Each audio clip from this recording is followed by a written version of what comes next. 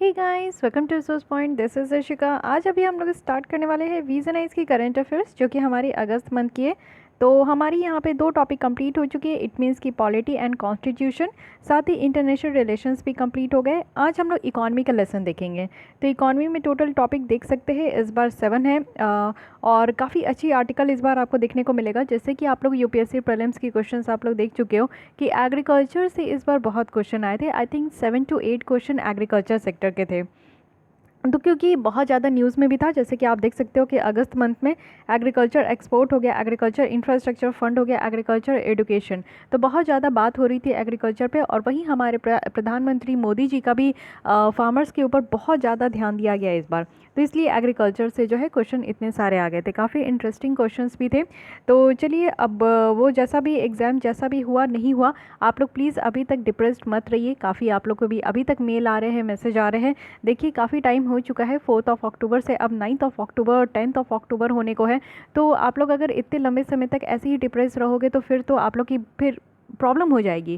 देखिए, ये एग्ज़ाम ही ऐसा है। अगर आप लोग इतना टाइम लोगे खुद को डिप्रेशन में डालकर, तो इससे कोई मतलब नहीं बनता है। आप लोग को आगे बढ़ना चाहिए। आपने क्या गलती किया है, ठीक है, मैं मानती हूँ कि बुरा लगता है, लेकिन बुरा लगने के साथ साथ आप खुद को रियलाइज़ करो ना कि आपने क्या मिस्टेक किया। वो सारी चीज़ों को आप पॉइंट आउट करके उसको आप लोग जॉट डाउन करो, एक जगह लिखो और अपने गलतियों को ओवरकम करो। जिस दिन आप अपनी गलतियों पे काम करना स्टार्ट कर दोगे ना, आप हमेशा देखोगे कि आप लोग इम्प्रूवमेंट की तरफ बढ़ोगे।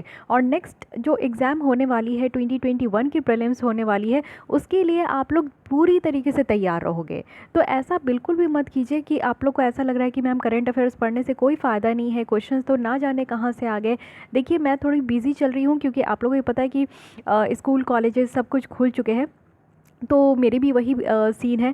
तो इसलिए मैं थोड़ी बिज़ी चल रही हूँ। तो आप लोग को प्रॉपर उस टॉपिक पे मैं आप लोग को एक लेसन नहीं दे पा रही हूँ कि क्वेश्चंस कहाँ से आए, करंट अफेयर से बिल्कुल नहीं आए। देखिए, ये मिथ है आपका, करंट अफेयर से ही क्वेश्चन आए हैं। बहुत सारे पीटी 365 से भी टॉपिक आया है। बट अब आप लोग को ऐसा चाहिए क्या कि जो भी आपकी पीटी 365 में स्टेटमेंट दिया गया है वही स्टेटमेंट से क्वेश्चन पूछ लिया जाए? ऐसा तो यूपीएससी कभी नहीं करती। आप कितने भी बुक पढ़ लो, कहीं से भी हूबहू स्टेटमेंट तो आपको देखने को नहीं मिलेगा। वो घुमा के पूछते हैं, आपके माइंड को टेस्ट करते हैं कि आप रट्टू तोता तो नहीं हो।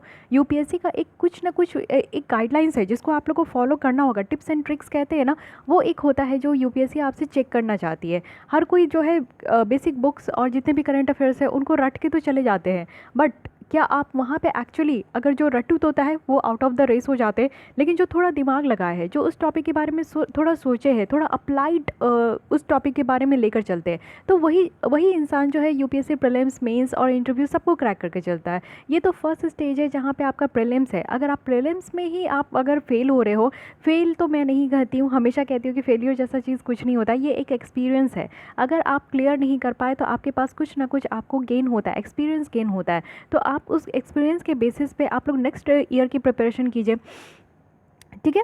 तो यहाँ पे इतना बात करूँगी तो फिर आप लोग का यहाँ पे ये हो जाएगा, ठीक है। मैं उसके लिए अलग से ज़रूर आप लोग से बात करूँगी, आप लोग टेंशन मत लीजिए। मैं आपको क्वेश्चन पेपर के साथ दिखाऊंगी। क्वेश्चन मैंने खुद देखा है, तो मैं देखी हूँ कि किस तरीके से क्वेश्चन बने हैं, ऑप्शन भी मैं देखी हूँ। लेकिन बस वही है कि मैं क्वेश्चन पेपर डिस्कस इसलिए नहीं कर रही हूँ क्योंकि काफ़ी क्वेश्चन उसमें से ऐसे भी है ना जिसके आंसर अभी तक सटीक मुझे नहीं पता चला है। मैं डिफरेंट डिफरेंट इंस्टीट्यूशन का देख रही हूँ, तो हर कोई अपने मन से आंसर दे रहे हैं। But the thing is and the fact is कि कुछ क्वेश्चन ऐसे हैं जिसकी यूपीएससी ही आंसर बता सकती है, कोई भी उसका आंसर नहीं बता सकता है। तो इसलिए मैं पूरे टोटल क्वेश्चन को डिस्कस नहीं करूंगी, लेकिन कुछ क्वेश्चंस को ज़रूर आपके साथ डिस्कस करूंगी जो कि आपको लगता है कि करंट अफेयर्स पढ़ने से कोई फ़ायदा नहीं है। करंट अफेयर्स आपका बेसिक है। आप अगर करंट अफेयर्स नहीं पढ़ रहे हो, न्यूज़पेपर नहीं पढ़ रहे हो, मंथली मैगजीन नहीं पढ़ोगे, तो फिर आपका कुछ नहीं हो सकता इस एग्ज़ाम में। ये आप लिख के चलो। आज की डेट में करंट अफेयर्स आप कोई भी एग्ज़ाम लेकर चलो, प्रीलिम यूपीएससी ही लेकर चलो या फिर अपनी स्टेट पीसीएस भी लेकर चलो, उसमें क्या होता है कि आपका करंट अफेयर्स बेस होता है। तो प्लीज़ करंट अफेयर्स को कहीं से भी आपको अवॉइड नहीं करना है, नेगलेक्ट नहीं करना है। और एक एक दिन आपका, एक एक टाइम बहुत कीमती है। तो प्लीज़ गाइज, आप लोग अपने ट्रैक पे आ जाइए। आप लोग प्लीज़ परेशान मत होइए। जब मैं यहाँ पे डेली लेसन आप लोग के लिए इसीलिए लेकर आ रही हूँ, और एकदम मैं टाइम फिक्स कर दी हूँ कि मॉर्निंग में 9 बजे आप लोग को ये लेसन मिलेगा ही मिलेगा। तो हर एक दिन आपको 9 बजे यहाँ पे लेसन मिलेगा। तो उसके लिए आप लोग को भी अपना टाइम स्केड्यूल को सेट करना होगा और उसी तरीके से आप लोग पढ़ने का कोशिश कीजिए। अपने ट्रैक पे आइए, धीरे धीरे करके आइए, लेकिन आ जाइए जल्दी, क्योंकि अब वापस से पछताने का टाइम नहीं है। क्योंकि अब आप देखते हो कि फेस्टिव सीज़न स्टार्ट हो रहा है, दशहरा है, दीपावली है, और ना जाने नॉर्थ इंडिया में आपको छठ पूजा वगैरह बहुत सारे देखने को मिलता है। तो उसमें आप लोग का 1-2 महीने ऐसे ही निकल जाएंगे, फिर आप लोग अगले साल के लिए रोगे। तो रोने के लिए यहाँ पे टाइम नहीं है, यहाँ पे खुद को संभाल के आपको खुद को आगे लेकर चलने का टाइम है, ठीक है। चलिए आगे बढ़ते हैं। फर्स्ट हम लोग टॉपिक देखेंगे national strategy for financial education के ऊपर यहाँ पे लाया गया है, और ये 5 साल का है यहाँ पे। और सेकंड देखेंगे कि रूल्स ऑफ ओरिजिन, यानी कि इस बार अभी हम लोग देख रहे थे कि जो वोकल्स फॉर लोकल्स के लिए जो आत्मनिर्भर भारत जो हमारे मोदी जी के द्वारा ये टैगलाइन दिया गया, तो उसमें हम लोग रूल्स ऑफ ओरिजिन, यानी कि जो अब आप लोग ई कॉमर्स वेबसाइट में जो भी प्रोडक्ट खरीदोगे तो उसमें आपको देखने को मिलेगा कि आपको पता चलेगा कि वो प्रोडक्ट आपका कहाँ से मैन्युफैक्चर हुआ है, क्या वो मेड इन चाइना है, मेड इन इंडिया है, कहाँ का है, तो उसी के बेसिस पे हम लोग देखेंगे। साथ ही ट्रांसपेरेंट टैक्सेशन की बात की गई है, यानी कि कुछ ऑनलाइन असेसमेंट आपका लाया गया है जिसके थ्रू अब क्या होगा कि जो टैक्सेशन सिस्टम है उसको और ज़्यादा ट्रांसपेरेंट किया जाएगा। एक्सपोर्ट प्रिपेयर्डनेस इंडेक्स है 2020 का, इसको अच्छे से देखेंगे हम लोग। और एग्रीकल्चर एक्सपोर्ट है, एग्रीकल्चर इंफ्रास्ट्रक्चर फंड है, और एग्रीकल्चर एजुकेशन है। तो सारे टॉपिक तो आज मैं कंप्लीट नहीं कर पाऊंगी, बट मैक्सिमम मैं कंप्लीट करने का ज़रूर कोशिश करूँगी। तो चलिए स्टार्ट करते हैं हम लोग एकदम से बहुत ही इन्फॉर्मेटिव और इंटरेस्टिंग टॉपिक के साथ, जो कि है national strategy for financial education. लेकिन हाँ, इससे पहले हम लोग जो लास्ट लेसन में कल आपसे कुछ क्वेश्चन पूछी थी उसके आंसर बता देती हूँ, और फिर आईआर की अगर आपने लेसन देख चुकी है तो उसके लिए आप लोग को यहाँ पे कुछ क्वेश्चन है, उसका आंसर आप लोग को देना है। देखिए यहाँ पे मैं बहुत सिंसियर तरीके से आप लोग की लेसन लेती हूँ, आप लोग को यहाँ पे हर एक तरीके का क्वेश्चन देती हूँ जो भी मुझे इंपॉर्टेंट लगता है, लेकिन आप लोग उस तरीके का आंसर नहीं दे रहे हो। आप लोग आंसर नहीं दे रहे हो, कहीं ना कहीं अपने अपने पैर पे कुल्हाड़ी मार रहे हो। ऐसा काम मत कीजिए प्लीज़, आप लोग अटेंटिव हो जाइए, और इसी तरीके से जैसे मैं आपको क्वेश्चन पूछ रही हूँ उसी तरीके से आंसर देने का कोशिश कीजिए। आप लोग को अल्टीमेटली फ़ायदा होगा। जो बच्चे यहाँ पे रेगुलर वीडियो देख के गए हैं, जो बच्चे रेगुलर यहाँ पे आंसर देते थे, उनका अच्छा गया है एग्ज़ाम, उनके बारे में उन्होंने अपने बारे में खुद अच्छा बताया है। उनके 126, 146 ऐसे भी बच्चों को यहाँ पे मार्क्स आ रहे हैं, तो वो रेगुलर है, वो बहुत अच्छे तरीके से बेस को लेकर चले। तो उसी तरीके से आप लोग को भी अपने हिसाब से प्रिपेयर करना चाहिए, ठीक है। पहली क्वेश्चन मैं यहाँ पे पूछी थी कि इस आर्टिकल 16(4) एंड आर्टिकल 15(4) ये हमारे इंडियन कॉन्स्टिट्यूशन का है, तो ये किस चीज़ से रिलेटेड है। सेकंड क्वेश्चन है कि यहाँ पे आपको कॉन्स्टिट्यूशन अमेंडमेंट बिल बताना था, जो कि एक्ट क्या कौन सा है, तो 102 कॉन्स्टिट्यूशन अमेंडमेंट एक्ट है, जिसके थ्रू यहाँ पे national commission for backward classes को कॉन्स्टिट्यूशनल स्टेटस प्रोवाइड किया गया है। थर्ड है कि कुछ स्टेट का नाम बताना है जहाँ पे अगर आपको जाना है, विजिट करना है, स्टे करना है, तो इनर लाइन परमिट लेनी होगी। एंड फोर्थ वन इज़ कि 6 शेड्यूल कैसे डिफरेंट है 5th शेड्यूल से है। तो आइए जल्दी से इसकी टॉपिक को डिस्कस कर लेते हैं। यहाँ पे अगर हम लोग बात करें आर्टिकल 64 क्लॉज 4 एंड आर्टिकल 15(4), तो आर्टिकल 16(4) में क्या है कि हम लोग गवर्नमेंट जॉब की बात करते हैं, कोई भी तरीके का डिस्क्रिमिनेशन नहीं होना चाहिए। लेकिन आर्टिकल 16(4) की अगर बात करें तो ये रिजर्वेशन का बात करता है, जैसे कि ओबीसी में 27% का जो रिजर्वेशन दिया गया है, स्केड्यूल कास्ट स्केड्यूल ट्राइब में जो रिजर्वेशन दिया जाता है वो हमारे संविधान के आर्टिकल 16(4) के हिसाब से दिया जाता है। लेकिन जो एजुकेशन कोटा दिया जाता है, यानी कि जो डिस्क्रिमिनेशन नहीं होना चाहिए किसी भी बेसिस पे, और एजुकेशन कोटा जो दिया जाता है वो हमारे यहाँ पे आर्टिकल 15(4) के तहत दिया जाता है। सो this is the minor difference between article 16 clause 4 and article 15 clause 4। Second one is ये है आपका 123rd constitution amendment bill, but act कौन सा है, तो 102nd कॉन्स्टिट्यूशनल अमेंडमेंट एक्ट है। यहाँ पे 4 स्टेट है जिसमें कि इनर लाइन परमिट आपको लेना होगा। पहले अरुणाचल प्रदेश है, नागालैंड है, मिजोरम है एंड मणिपुर है। नेक्स्ट अगर हम लोग देखें कि 6th शेड्यूल कैसे डिफरेंट है 5th शेड्यूल से, तो 6th शेड्यूल के पास ज़्यादा पावर है और ज़्यादा उसकी देखोगे कि यहाँ पे ग्रेटर ऑटोनॉमी भी है, यानी कि ज़्यादा स्वतंत्रता है। आर्टिकल शेड्यूल 6 के जितने भी आपको स्टेट देखने को मिलेगा, शेड्यूल 6 में आपके 4 स्टेट आते हैं। AMTM है, यस AMTM है, आसाम, मिज़ोरम, त्रिपुरा, मेघालय। तो ये 4 को ज़्यादा यहाँ पे ग्रेटर ऑटोनॉमी दिया गया है। और अगर हम लोग शेड्यूल 5 की बात करें तो वहाँ पे आपको टोटल 11 स्टेट देखने को मिलेगा। तो यहाँ पे शेड्यूल 6 में क्या है कि ग्रेटर ऑटोनॉमी है। फिनेंशियल पावर अगर देखें कि वो अपना बजट को खुद ही प्रिपेयर करते हैं, साथ ही साथ जो कंसोलिडेटेड फंड ऑफ इंडिया है उनसे वो फंड भी रिसीव करते हैं। और 6 शेड्यूल में आप देखोगे तो ये कॉन्स्टिट्यूशन में ही, ये ओरिजिनली जब हमारा संविधान बन के आया था तो इस समय ही ये 6 शेड्यूल उसी टाइम में था, बट बाद में कानून के द्वारा, लेजिस्लेशन के द्वारा 5th शेड्यूल को ऐड किया गया। तो 6th शेड्यूल आपका ओरिजिनली इंक्लूड था कॉन्स्टिट्यूशन में, लेकिन 5th को बाद में इंक्लूड किया गया। लेकिन अगर ऑटोनॉमी के लिए देखें तो 6th शेड्यूल में के पास ज़्यादा ऑटोनॉमी है। सेकंड है कि फिनेंशियल पावर है कि वो अपना बजट प्रिपेयर कर सकते हैं। एंड थर्ड वन इज़ कि वो अपना फंड भी रिसीव कर सकते हैं कंसोलिडेटेड फंड ऑफ इंडिया से। So these are the major difference between 6th schedule and 5th schedule. Okay, अब आते हैं आज के लिए आपके पास कुछ फ्रेश क्वेश्चन है, उसका आंसर दीजिएगा। ये IR से ही है। अगर आप लोग लेसन नहीं देखते हो तो मैं रिक्वेस्ट करती हूँ कि पहले लेसन जाकर देखिए, उसके बाद आप लोग जो है यहाँ पे आंसर दीजिए। इस चैनल को सब्सक्राइब कर लीजिए और साथ ही आप लोग प्लेलिस्ट में आकर पूरे लेसन्स देख सकते हो। हर एक मंथ की आपको विजनाइज की मैगजीन देखने को मिलेगा। तो यहाँ पे आपको बताना है कि इंडिया के द्वारा एयर बबल एग्रीमेंट साइन किया गया है। अभी न्यूली साइन किया गया है हमारा मालदीव्स के साथ, तो ये मैं बताती हूँ। लेकिन इसके अलावा कौन से कंट्रीज़ है जिसके साथ इंडिया का यहाँ पे air bubble agreement already signed है? तो ये एयर बबल एग्रीमेंट है क्या, इसके बारे में भी अगर आप बताना चाहो तो बता सकते हो। और इसके साथ ये भी बताइए कि मालदीव्स के अलावा और कौन कौन से ऐसे कंट्री है जिनके साथ हम लोग एयर बबल एग्रीमेंट को साइन किए। सेकंड है कि ऑपरेशन नीर क्या है, इसके बारे में बताना है और किस कंट्रीज़ के साथ ये ऑपरेशन चला था हमारा। थर्ड है कि अब्राहम एकॉर्ड, इसके बारे में डिटेल हम लोग डिस्कशन किए थे, तो किन दो कंट्री के बीच में ये साइन हुआ है। और नेक्स्ट इज़ बैल्फोर डिक्लेरेशन, तो 1917 का ये बैल्फोर डिक्लेरेशन है, तो ये है क्या, इसमें क्या बातें की गई थी, इसके बारे में बताना है। तो ये 4 बहुत ही बेसिक क्वेश्चन है। आई डोंट थिंक कि आपको यहाँ पे आंसर देने में कोई प्रॉब्लम होगा अगर आपने लेसन देख रखा है तो। नहीं प्रॉब्लम, अगर प्रॉब्लम फिर भी होता है तो कोई बात नहीं, मैं नेक्स्ट लेसन में इसके आंसर ज़रूर बताऊँगी। तो चलिए आज की लेसन हम लोग स्टार्ट करते हैं। तो चलिए स्टार्ट करते हैं पहले national strategy for financial education. तो ये NSFE है और ये 2020 से लेकर 2025 तक का टारगेट है। 5 साल के लिए यहाँ पे स्ट्रैटेजी लाया गया है फाइनेंशियल एजुकेशन के लिए। तो ये लाया किसके द्वारा गया है, ये आपका RBI के द्वारा लाया गया है। Again it is very important, क्योंकि RBI कुछ भी रिलीज़ करती है, चाहे वो रिपोर्ट हो, चाहे वो स्ट्रैटेजी हो, चाहे कोई भी इंडेक्स हो, तो वो अपने आप में बहुत ज़्यादा इंपॉर्टेंट हो जाता है। तो RBI के द्वारा कुछ स्ट्रैटेजी लाया गया है कि कैसे यहाँ पे फाइनेंशियल जो एजुकेशन है उसके लिए यहाँ पे कुछ आपका स्ट्रैटेजी लाया गया है। ठीक है, आइए देख लेते हैं एक एक करके डिटेल में सारी बातें समझेंगे। पहला जो यहाँ पे आपका इस तरीके का लाया गया था वो 2013 में लाया गया था और 5 साल के पीरियड में था, यानी कि 2013 से लेकर 2018 में इस तरीके का स्ट्रैटेजी था फाइनेंशियल एजुकेशन को लेकर। ये जो हमारा national strategy for financial education है, इसका कहने का मतलब क्या है? इसका कहने का मतलब है कि कुछ सेक्शन ऑफ पीपल को, यानी कि कुछ ऐसे लोग हैं जिनको यहाँ पे उनकी नॉलेज को डेवलप करना है, उनका स्किल डेवलप करना है और उनका जो एटीट्यूड और जो बिहेवियर है कि वो अपनी मनी को, अपने पैसे को बेटर तरीके से वो प्लान कर सके और बेटर तरीके से मैनेज कर सके, आज के लिए भी और फ्यूचर के लिए भी। इसके लिए यहाँ पे फाइनेंशियल एजुकेशन है। देखिए फाइनेंशियल इंक्लूजन आप लोग पढ़े होंगे। फाइनेंशियल इंक्लूजन कहने का मतलब होता है कि हर एक लोग के पास एक बैंक अकाउंट होना।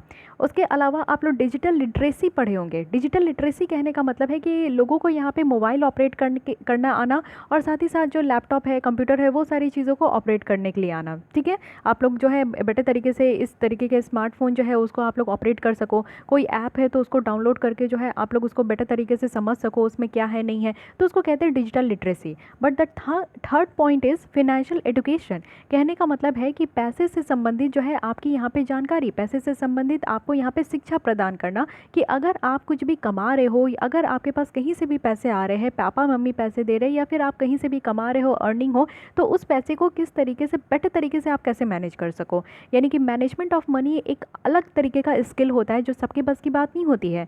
अगर आप लोग अर्न भी करते हो या फिर घर से पैसे भी आते हैं, तो आप लोग क्या करते हो कि बेटर तरीके से इसको मैनेज नहीं कर पाते हो। 5,000 भी घर से आते होंगे तो आपको पता नहीं 5,000 कैसे चले जाते हैं, आपको पता भी नहीं होता होगा कि कहाँ खर्च हो गए। लेकिन कुछ लोगों को बहुत अच्छी स्किल्स होती है, वो क्या करते हैं 5,000 आते ही वो अपना डिवाइड कर लेते हैं कि कहाँ कितना जो है उनको पैसा देना है और कितना सेविंग भी करना है। उस 5,000 में वो अपना पूरा 30 दिन का काम 30 दिन भी वो काट लेते हैं और साथ ही साथ कुछ मनी सेव भी कर लेते हैं और कुछ जो है वो इमरजेंसी के लिए भी मनी रख लेते हैं। तो इस तरीके के भी लोग होते हैं। सो इसको हम लोग कहते हैं फाइनेंशियल एजुकेशन, जो कि हम लोग को अलग से स्कूल में या कॉलेजेस में नहीं पढ़ाया जाता, लेकिन हाँ ये जानकारी आपको होना चाहिए। ठीक है, तो RBI के द्वारा ये 5-5 साल का स्ट्रैटेजी लाया जाता है। तो ये ऐसा नहीं है कि पहली बार ये लाया गया है, ये दूसरी बार है। इससे पहले जो ये फाइनेंशियल एजुकेशन का जो ये स्ट्रैटेजी चल रहा था ये 2013 से लेकर 2018 तक चला।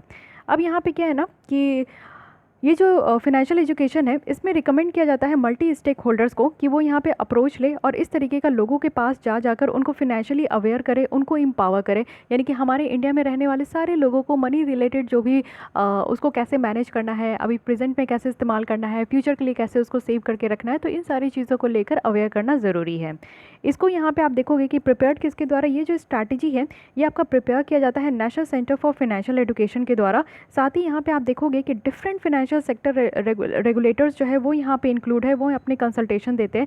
जैसे RBI तो बताते ही है, साथ ही सेबी भी है जो कि आप देखते हो कि जितना भी ट्रेड वगैरह होता है, स्टॉक एक्सचेंज है, उसको ये रेगुलेट करते हैं। एंड इड्डा भी है आपके इंश्योरेंस रेगुलेटरी। साथ ही यहाँ पे पेंशन फंड रेगुलेशंस वाले भी यहाँ पे जो ऑर्गेनाइजेशन है वो भी इंक्लूड है। तो इतने बड़े बड़े ऑर्गेनाइजेशन इंक्लूड है, वो अपने तरीके से जो भी यहाँ पे ज़रूरत है कि लोगों को ये पता होना चाहिए कि पैसे को कैसे मैनेज करना है, कैसे सेव करना है, कैसे खर्च करना है। तो ये सारी चीज़ों के बारे में स्ट्रैटेजी जो ये बनाया गया है, इसमें ये सारे लोगों का यहाँ पे योगदान है। साथ ही अगर हम लोग बात करें technical group on financial inclusion and financial literacy, तो ये भी रिस्पॉन्सिबल है कि कैसे यहाँ पे पीरियोडिक तरीके से इसको मॉनिटर भी करना है और इम्प्लीमेंट भी करना है। जैसे आप देखिए कि इससे पहले जो 5 साल का था, तो उसको 5 साल का रखा गया, उसको देखा गया होगा कि कैसे वहाँ पे इम्प्लीमेंटेशन हुआ, किस किस बातों को वहाँ पे फॉलो किया गया, कैसे गाइडलाइन आगे बढ़ा, कौन कौन सी बातें नहीं इम्प्लीमेंट हो पाई बेटर तरीके से। तो इस सारी चीज़ों को जो है फिर से 5 साल लेकर आया गया है, और इस 5 साल में जो है इसको बेटर तरीके से इम्प्लीमेंट करने का कोशिश कराया जाएगा और मॉनिटर भी किया जाएगा। अब देखते हैं कि ये फाइनेंशियल लिटरेसी और फाइनेंशियल एजुकेशन होता क्या है। अब ये दो वर्ड है, दो वर्ड का अपना अलग अलग मीनिंग होता है। जितने वर्ड होते हैं उसमें कुछ ना कुछ जो है अलग मीनिंग आपको देखने को मिलेगा। एक तरफ आप कहते हो कि फाइनेंशियल लिटरेसी है और दूसरी तरफ आप कहते हो कि फाइनेंशियल एजुकेशन है। तो पहले अगर हम लोग बात करें कि फाइनेंशियल लिटरेसी का क्या कहने का मतलब होता है, तो फाइनेंशियल लिटरेसी कहने का मतलब होता है कि फाइनेंशियली अवेयरनेस, यानी कि अगर आपके पास आपके हाथ में, अगर आप अभी आपके पास आपके हाथ में 10,000 है, ठीक है, तो पहले तो आप 10,000 से अवेयर हो। उसके बाद आपको 10,000 के बारे में नॉलेज होना चाहिए कि 10,000 कहते किसको है। साथ ही स्किल होना चाहिए, एटीट्यूड होना चाहिए, बिहेवियर होना चाहिए। कहने का मतलब है कि ये सारी चीज़ें क्यों ज़रूरत है कि अगर आपके पास 10,000 है तो 10,000 को आप लोग को कैसे सेव करके रखना है, कैसे ये सही होगा। यानी कि लिटरेसी कहने का मतलब है कि आपको पता होना चाहिए, यानी कि आपको काउंटिंग आना चाहिए कि हाँ 10,000 है कि नहीं, आप उसको बेटर तरीके से काउंट कर सको। आपको बेटर तरीके से पता होना चाहिए कि येस यहाँ पे आपका जितने भी नोट है, नोट से अवेयर हो कि 500 की नोट है, 2000 की है, 100 की है, सारी चीज़ों से अवेयर रहो। उसके बाद आपको बैंकिंग के बारे में भी पता होना चाहिए कि हाँ ठीक है, यहाँ पे इसको लेकर जो है कैसे इसके एटीट्यूड और बिहेवियर, कहने का मतलब है कि मनी को आप अपने पास रखोगे या फिर बैंकों में रखोगे, कैसे सेव होगा, ये आपका एक स्किल होगा, ये आपकी एक अवेयरनेस होगी। तो बेसिक जितनी भी आपको मनी से रिलेटेड जो भी बातें होती है उसको हम लोग कहते हैं फिनेंशियल लिटरेसी, ठीक है। अगर किसी भी लोग को आप दे दो 10,000 किसी के भी हाथ में दे दो, तो जब तक उनको काउंट करने के लिए नहीं आए कि हाँ ठीक है ये इसको कैसे काउंट करते हैं और ये 10,000 है, यानी कि लिटरेसी, पढ़ा लिखा होना चाहिए, आपको मैथमेटिक्स आना चाहिए। मनी अगर आपके पास है तो उसके लिए आपको क्या बेसिक नॉलेज होता है, आपकी मैथमेटिक्स, यानी कि आपको addition, subtraction, multiplication and division, ये तो आपको आना ही चाहिए, तभी आप नोट को बेहतर तरीके से समझ पाओगे। So this is known as financial literacy. अब फिनेंशियल एजुकेशन कहने का क्या मतलब है, एजुकेशन यानी कि शिक्षा है। इसमें शिक्षा कहने का मतलब है कि पैसे को आपको कैसे मैनेज करना है। अब मैनेज करने का क्या मतलब है, अगर आपके पास 10,000 रुपीज़ है तो आप या तो उसको अपने पास रखोगे, अपने घर पे रखोगे, या फिर आप उसको कहीं ना कहीं इन्वेस्ट कर दोगे। कुछ चीज़ें ऐसे आप या तो शेयर खरीद लोगे, या फिर कहीं पे भी आपको इन्वेस्ट करने का मन करेगा तो इन्वेस्ट कर लोगे, या फिर आप बैंक में जाके सेफली उसको डिपॉजिट कर दोगे, या फिर उसका एफडी बना लोगे। बहुत सारी ऐसी आपको जो है एन नंबर्स ऑफ आपके पास चांसेस है कि आप उस 10,000 को कैसे बेटर तरीके से आप मैनेज कर सकते हो। आप उसको जो है उसमें बेटर तरीके से इंटरेस्ट भी लेकर, जैसे एफडी वगैरह आप कर देते हो तो 5 साल का, 10 साल का, या फिर आप बॉन्ड परचेज कर लो, या फिर आप सॉवरेन गोल्ड बॉन्ड में इन्वेस्ट कर दो, या फिर कहीं पे भी इन्वेस्ट करो, कहीं पे भी आप दे दो, या फिर आप पूरी तरीके से खर्च भी कर दो, ठीक है। 10,000 का आपने एक बार गया शॉपिंग किए, एक वॉच ले लिए, आ गए घर, ठीक है। तो इसको कहते हैं फिनेंशियल एजुकेशन, यानी कि आप उस पैसे का क्या कर रहे हो, किस तरीके से आप उसको मैनेज कर रहे हो for the present and for your better future. तो इसको कहते हैं education. So please don't be confuse between the financial education and financial literacy. Literacy कहने का मतलब है कि आपको पता होना चाहिए कि हाँ आपके हाथ में जितने नोट है ना, वो कितने के नोट है, 500 के नोट है, 200 के नोट है, 10,000 अगर आपको मिला है तो आप उसको काउंट कर सको। बेसिक चीज़ें हैं, ठीक है। अगर आप पढ़े हो, थोड़ा सा लिटरेट हो, तो ही आप उसको जो है समझ पाओगे पैसे के बारे में, और फर्दर उसके बारे में आप डिसीजन ले सको। लेकिन जब आप उसको इन्वेस्ट करने लगते हो या खर्च करने लगते हो, सेव करने लगते हो, तो उसको हम लोग किस में काउंट करते हैं, फिनेंशियल एजुकेशन में काउंट करते हैं। फाइन। तो यहाँ पे अगर हम लोग देखें तो फिनेंशियल एजुकेशन में और भी चीज़ें हैं कि यहाँ पे फिनेंशियल रिस्क से भी अवेयर होना, यानी कि अगर आप कहीं पे भी इन्वेस्ट कर रहे हो, कोई भी शेयर खरीद रहे हो, तो शेयर खरीदने से पहले आप देखते होंगे कि चलो ठीक है, इस कंपनी का जो है रेटिंग कैसा है, इस कंपनी की जो है पहले की कैसी चल रही है, क्या यहाँ पे शेयर खरीदने से कुछ प्रॉफिट होगा या फिर नुकसान होगा, या फिर तुरंत आपका पैसा डूब जाएगा, या फिर आपको तुरंत जो है यहाँ पर बेनिफिट होगा। तो इसको क्या कहते हैं ना कि अगर आप इन्वेस्ट कर रहे हो तो अपने रिस्क को भी देख रहे हो। बहुत सारे लोग म्यूचुअल फंड्स में भी इन्वेस्ट करते हैं, तो वो रिस्क बहुत ज़्यादा देखते हैं क्योंकि वहाँ पर रिस्क की चांसेस बहुत ज़्यादा होती है।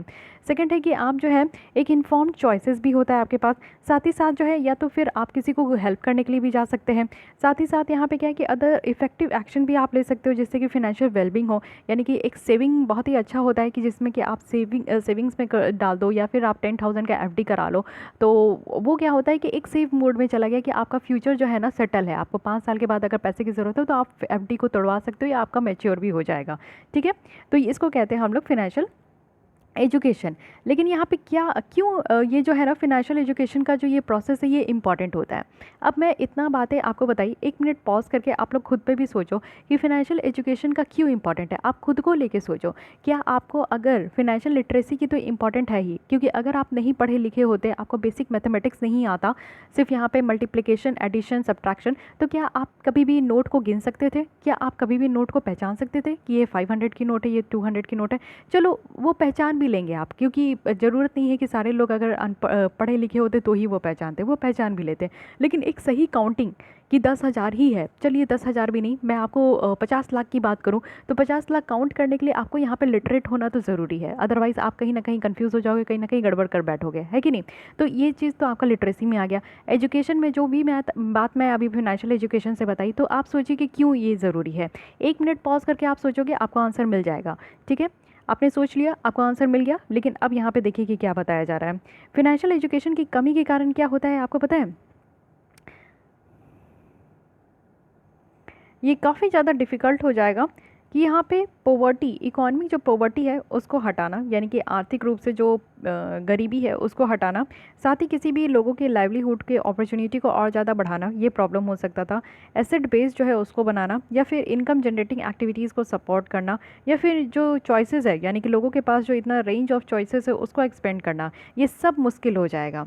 यानी कि फिनेंशियल एजुकेशन अगर किसी के पास नहीं है तो लोग रातों रात गरीब भी हो सकते हैं। जैसे मैं बोली कि 10,000 अगर आपके पास आता है, आप एक ही बार जाते हो और उसके वॉच खरीद के ले आते हो, अपार्ट फ्रॉम डैट कि आपके पास कितने मनी है या नहीं है, मान लीजिए कि है तो कोई प्रॉब्लम नहीं है, वो 10,000 का आपने वॉच खरीदी तो बल्ले बल्ले। अगर आपके पास पैसे नहीं है तो इट मीन्स कि आपने गलत डिसीजन लिया है कि नहीं, डिसीजन आपका गलत था। हो सकता है कि अगला 25 दिन जो है आपको भूखे भी रहना पड़े अगर आपका कोई भी सोर्स ऑफ इनकम नहीं है। तो ये चीज़ें होती है कि फिनेंशियल एजुकेशन होना चाहिए कि तभी आप अपनी गरीबी जो है वो आर्थिक रूप से जो गरीबी है लोग अपना दूर कर पाएंगे। साथ ही साथ आप जो है अपने लाइफ को और ज़्यादा बेटर बना पाओगे। क्या ज़रूरत है आपके पास आपको घड़ी खरीदने की, आप 10,000 से बहुत सारी चीज़ें खरीद सकते थे और आगे आने वाले 25 दिनों को बेटर तरीके से चला सकते थे, जिसमें कि आप जो है ना भूखे रहते, ना भूखे रहने से आपका क्या होता है कि बॉडी का जो डाइजेस्टिव सिस्टम है वो गड़बड़ होता है, बॉडी की मेटाबॉलिज्म में गड़बड़ होती है और एक समय के बाद आपको डिफरेंट टाइप ऑफ सेवरल जो कलरफुल डिजीज़ है वो अटैक करता और आपकी जो है और भी हालत ख़राब हो जाती, क्योंकि फिर आपको डॉक्टर के चक्कर लगाने पड़ते और पैसे जो है वो पानी की तरफ फिर बहते। तो ये एक दूसरे से लिंक ही आपका जुड़ा हुआ है। तो ये आप समझ सकते हो कि फिनेंशियल एजुकेशन का कितना बेसिक लेवल पे इसकी ज़रूरत है।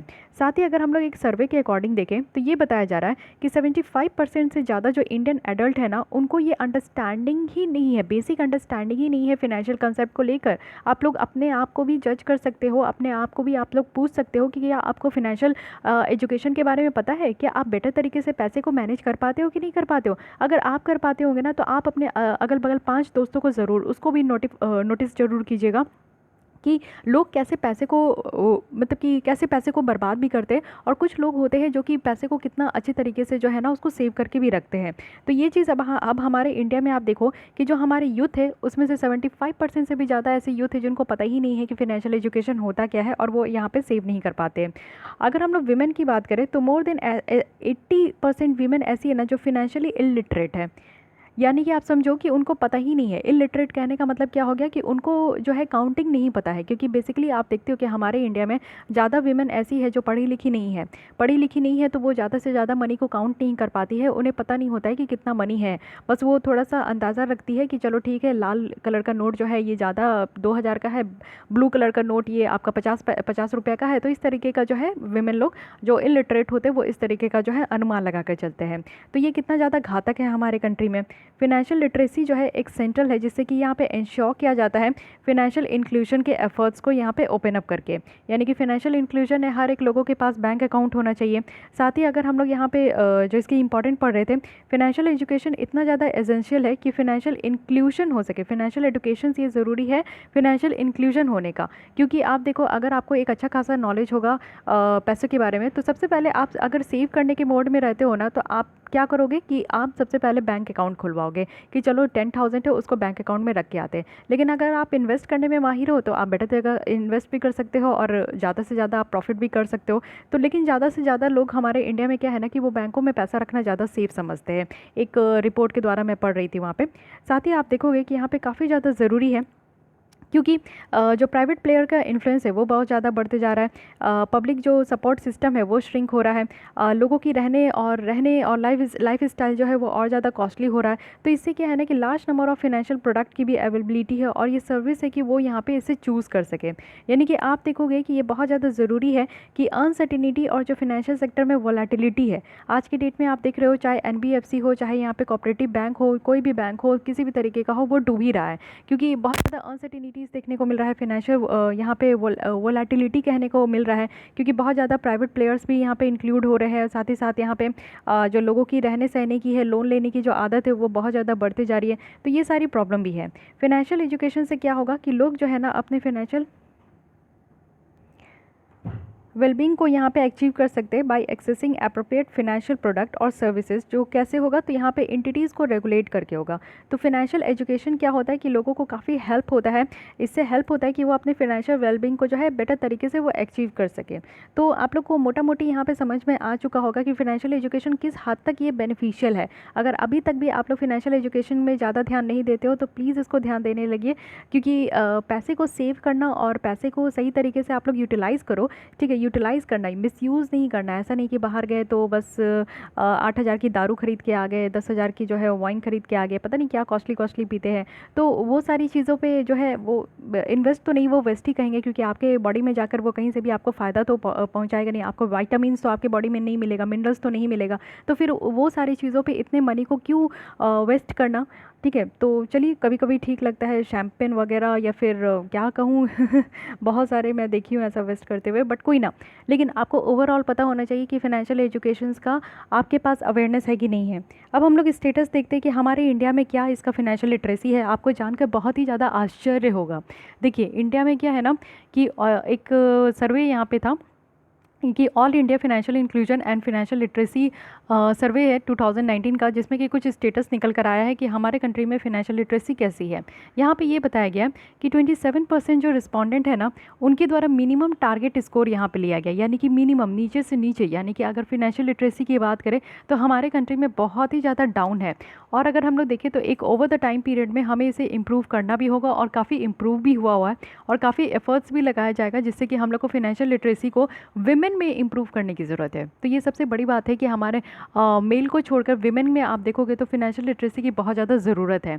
ईस्ट, सेंट्रल और नॉर्थ जोन में कहा गया है कि ज़्यादा से ज़्यादा अटेंशन देना, क्योंकि साउथ इंडिया के आप विमेन को देखोगे तो वो ऑलरेडी बहुत ज़्यादा लिटरेट होते हैं, क्योंकि वहाँ पे सेक्स रेशियो भी आपका इक्वल देखने को मिलेगा। वहाँ पे लिटरेसी रेट भी जो है ना फीमेल का ज़्यादा ही देखने को मिल जाता है किसी किसी स्टेट का। तो इसलिए बेसिकली जो ध्यान देने की ज़रूरत है वो नॉर्थ में और ईस्ट में और सेंट्रल जोन में ज़्यादा देने की ज़रूरत है। अगर ग्रामीण क्षेत्र की बात करें तो कुछ लोअर एजुकेशन के लोग हैं, और अगर हम लोग यहाँ पर 50 एज तक की बात करें या फिर इससे ज़्यादा लोगों की बात करें तो उनको अटेंशन देने की ज़रूरत है। एक तो जो बच्चे हैं उन पर अटेंशन देने की ज़रूरत है, और एक जो बूढ़े अवस्था में है उन पर ज़्यादा अटेंशन देने की ज़रूरत है। फिनेंशियल लिटरेसी जो इनिशिएटिव है वो बहुत सारे स्टेक होल्डर्स के द्वारा लिया जाता है।